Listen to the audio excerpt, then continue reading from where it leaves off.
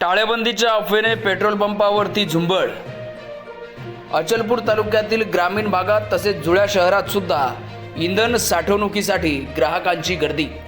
नमस्कार, आपण पाहत आहात सहारा समाचार आणि मी संकेत अपाले तुम्हा सर्वांचं स्वागत करतो आहे सहारा समाचारमध्ये।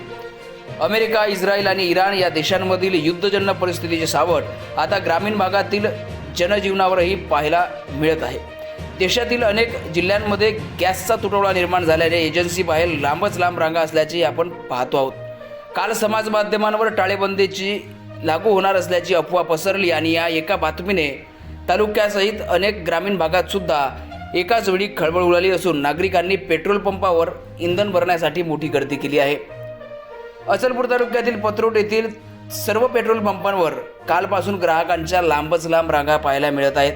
टाळेबंदीच्या भीतीने अनेक ग्राहक वाहनांव्यतिरिक्त मोठ्या डब्यांमध्ये इंधनाची साठवणूक करत आहेत।